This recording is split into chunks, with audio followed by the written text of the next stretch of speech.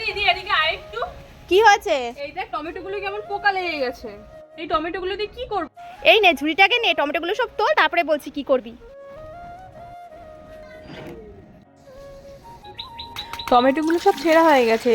এবার জলের মধ্যে দিয়ে টমেটোগুলো ভালো করে ধুয়ে নে।